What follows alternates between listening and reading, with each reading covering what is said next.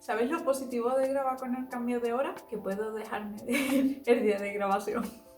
Ahora mismo son las 5 de la tarde cuando me estoy empezando a grabar. Démonos prisa, arreando que es gerundio. Hoy os traigo la tercera y última parte, por ahora, de las referencias histórico-artísticas de la película de Hércules. En concreto, mis partes favoritas. Así que allá vamos.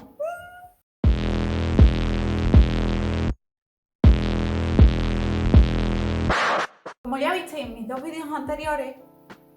espera, ¿que no viste mis dos vídeos anteriores?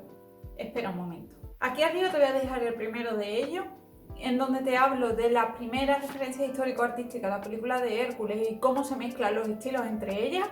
Y aquí te dejaré el segundo enlace, en donde hablo de las localizaciones más famosas que encontramos dentro de la película de Hércules. Y bien, ahora sí, ahora que ya tienes los enlaces a los anteriores vídeos, ya podemos comenzar con este tercero.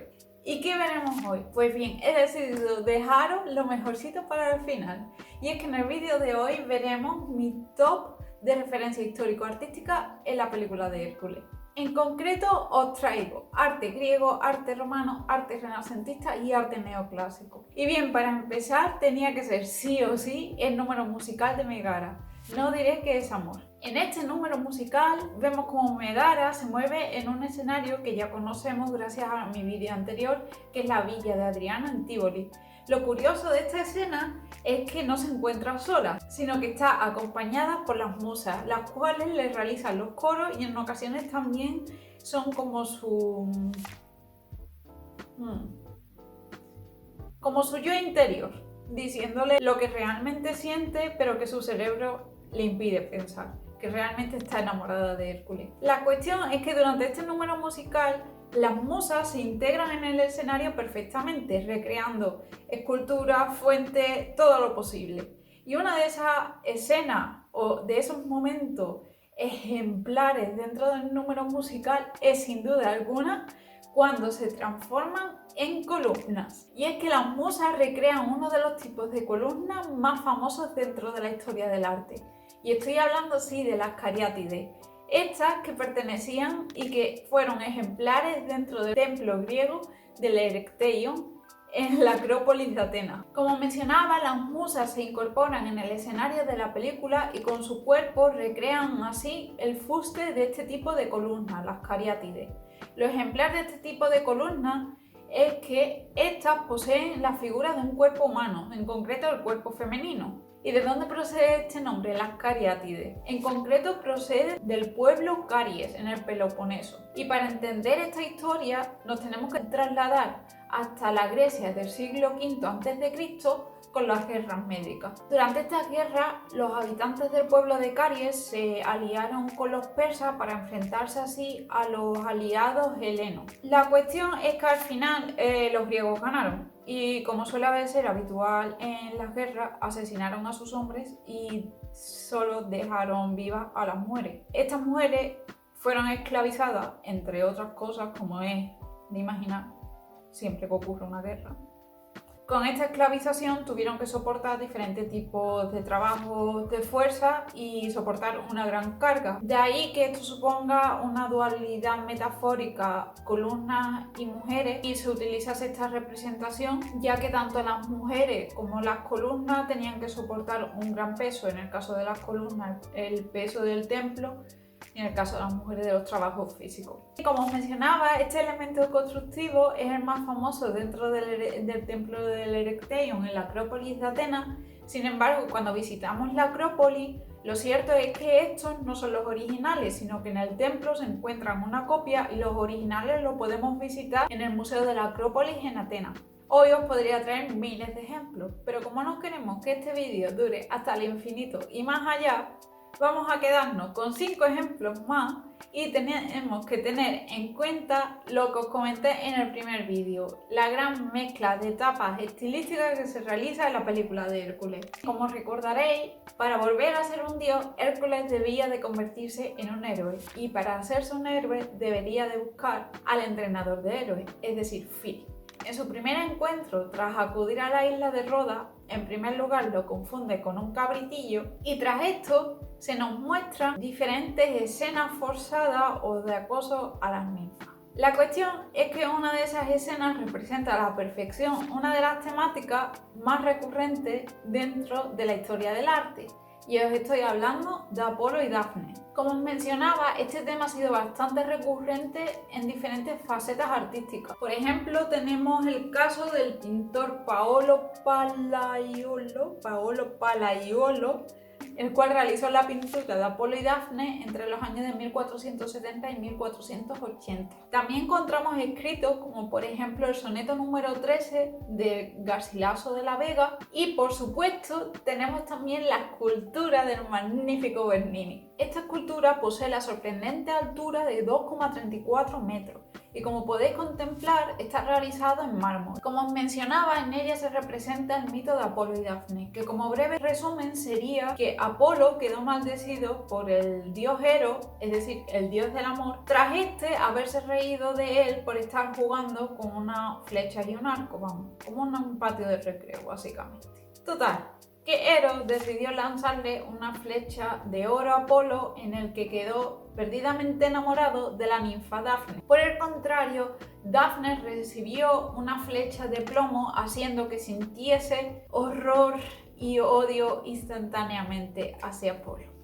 A partir de ahí es cuando ya empieza a ir todo mal. Tras esto, Apolo, obsesionado por Dafne, le pidió que se quedase con él, pero evidentemente Dafne le rechazó. Y ya no solo esto, Dafne tuvo que huir y escapar de Apolo, y para ello tuvo que recurrir a la ayuda de su padre, el río Peneo de Tesalia, el cual finalmente la convirtió en árbol de laurel para poder escapar del loco de Apolo. Lo que significa que Dafne se sacrificó y dio su vida para evitar la fuerza física y la siguiente violación por parte de Apolo. Si esto no es uno de los primeros ejemplos artísticos del movimiento Me Too, entonces yo esto no sé qué es lo que es. Regresando a la obra de Bernini, el escultor decide mostrarnos el momento justo en el que Apolo está a punto de alcanzar a la ninfa Dafne, pero esta ya se está transformando en árbol. Como buena obra barroca, pues aquí con un perfecto uso del claroscuro, con el contraste de luces y sombras, además de la iluminación y el juego de textura. Además nos encontramos una fuerte influencia helenística, ya no solo a través del gran movimiento de la obra, sino el uso del canon de las 7 cabezas y media. Por si esto fuese poco, la obra está llena de expresividad, ya no solo, como os mencionaba, a través del movimiento o el uso de las texturas, sino además por la representación de los rostros de cada uno de sus personajes. Por un lado nos encontramos el rostro de Dafne, aterrada ante la cercanía de Apolo, mientras que por otro nos encontramos la sorpresa de Apolo, ante el transcurso de los hechos, que también digo yo, a ver qué se esperaba. Además es una obra que se puede contemplar desde numerosos puntos de vista. Para mí, personalmente, lo más sorprendente es el uso y el juego de las texturas. Si contemplamos principalmente a Dafne, vemos cómo su cuerpo se va transformando de una piel carnosa a la corteza de un árbol, mientras que sus manos se transforman, en lugar de dedos, en ramas del árbol de laurel. Y hoy en día, si queremos visitar esta obra barroca realizada en 1625, tenemos que ir a visitarla a la Galería Borghese de Roma. ¿Recordáis que en el vídeo anterior os comenté que el joven Hércules iba destrozando todo aquello allá por donde iba? Pues bien, el Hércules adulto no queda tampoco muy lejos. Y aunque mejor así, es cierto que el chaval sigue siendo un poquillo patosillo. Y es cuando se encuentra con Megara en la villa de Adriano de Tívoli, cuando destroza o rompe una de las esculturas más famosas dentro de la historia del arte. Y estoy hablando de la escultura helenística de la Venus de Milo. Su nombre procede precisamente de la isla de Melo o Milo, y es que fue descubierta en 1820 y hoy en día se encuentra en el Museo del Louvre. De hecho, es una de sus obras maestras dentro de la colección. Se cree que esta obra fue realizada entre los años 130 y 110 a.C., lo que significa que pertenecería al periodo helenístico del arte griego, aunque las formas nos recuerden tantísimo al estilo clásico griego. Como podemos observar, la obra fue realizada en mármol y posee una altura de 2,11 metros y además tiene un peso de 900 kilos. ¿Veis cómo el peso no importa? En cuanto a quién representa, ha sido motivo de debate, pero por el uso de su ropaje es una representación bastante similar a otras de la diosa Venus. Ya por último, en cuanto a su composición, se usa el famoso canon de las 8 cabezas, el cual se atribuye a Lisipo, el cual a su vez reformó el famoso canon de las 7 cabezas de Policleto. Como os mencionaba tanto en este vídeo como en anteriores, Hércules tiene que visitar al entrenador de héroes, Phil, y este residía en la isla de Roda, en la cual nos encontrábamos numerosas referencias o numerosas partes pertenecientes al famoso Coloso de Rodas. La cuestión es que Phil reside en la que sería la cabeza de este coloso y en su interior nos encontramos numerosas obras artísticas. Entre ellas, por ejemplo, e incluso llega a ser mencionado en la película, una parte del barco de Largo, el cual rescató el vellocino de oro. Y por otro lado también nos encontramos una de las esculturas clásicas griegas más famosas dentro de la historia del arte. Durante tan solo unos segundos, pero gracias a su característica forma y a la posición de sus brazos y por supuesto la sujeción del disco, podemos contemplar la famosa escultura clásica del discóbolo. En realidad esta obra fue realizada en bronce en el siglo V a.C. y como ya os podréis imaginar, la obra que nos ha llegado hasta hoy en día es una copia romana de un original clásico griego. Lo más interesante de esta escultura, sin lugar a dudas, es el gran movimiento que se le otorga a la obra. Si bien en vídeos anteriores os expliqué que dicho movimiento es más típico dentro de obras escultóricas pertenecientes al periodo helenístico, lo cierto es que Mirón decide plasmar el instante justo en el que el atleta está cogiendo fuerza y está a punto de lanzar el disco. Y ya no solo destaca el movimiento de la obra, sino el gran trabajo de la musculatura, a través de la cual podemos apreciar incluso la tensión de los músculos o las venas bajo la piel. Tras toda esta magistralidad, lo único que resulta más asonante es la poca expresividad dentro del rostro del atleta.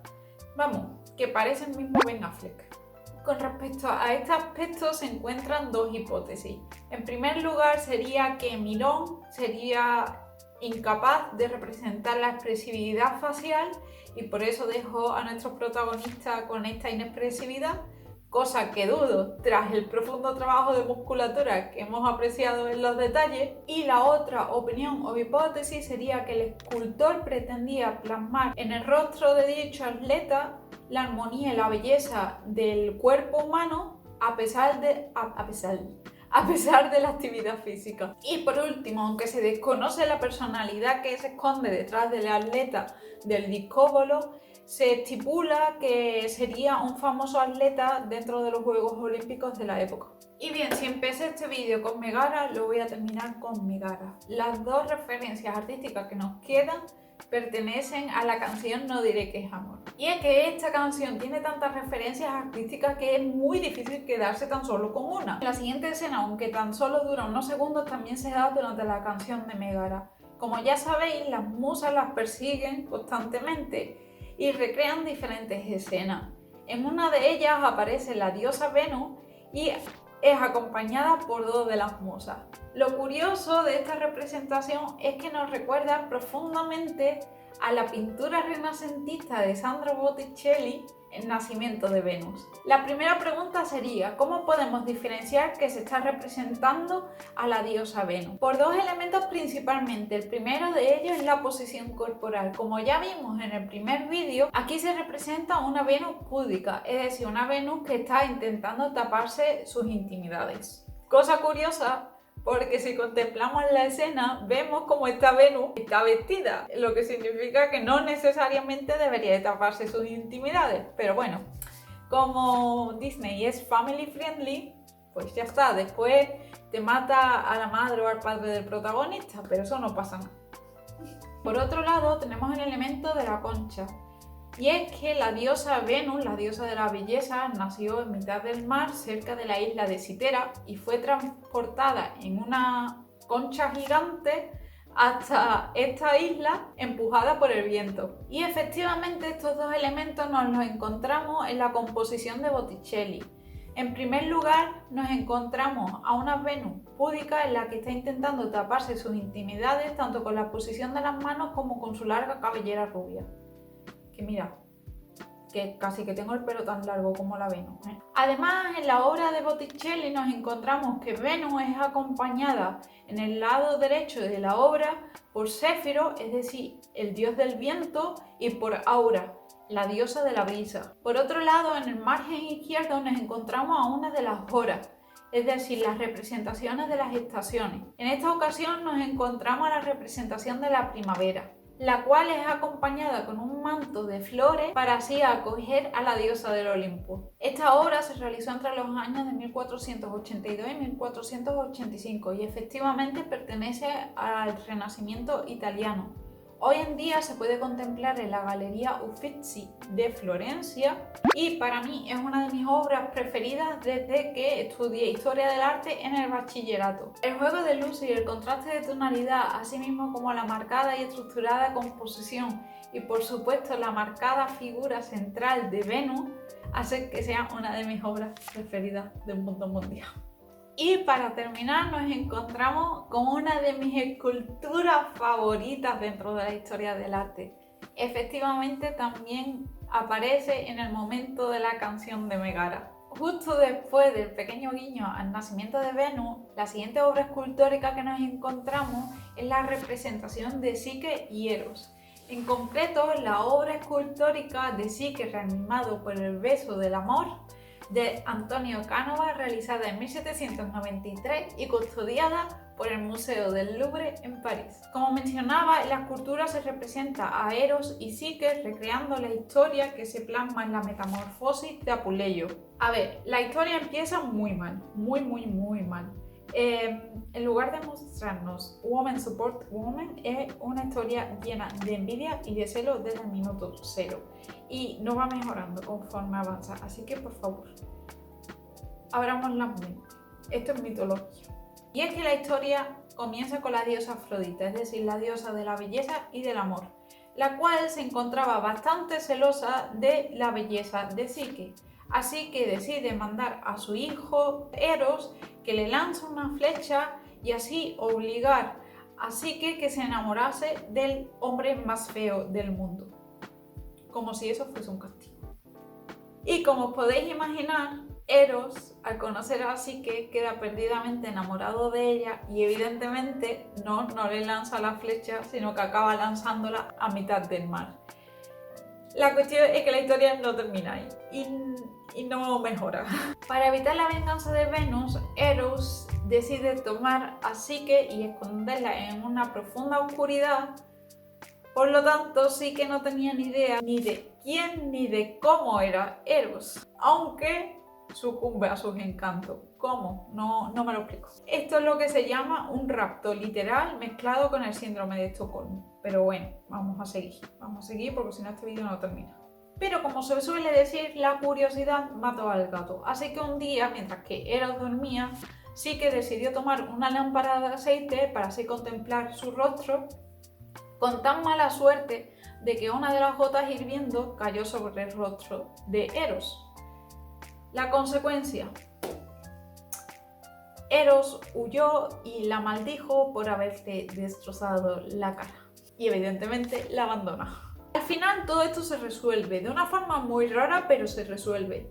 Y es que tras el abandono de Eros, Psique lo busca por cielo y tierra hasta acabar en el infierno, en donde encuentra la famosa caja del sueño Estigio, que al abrirla la deja en un coma profundo.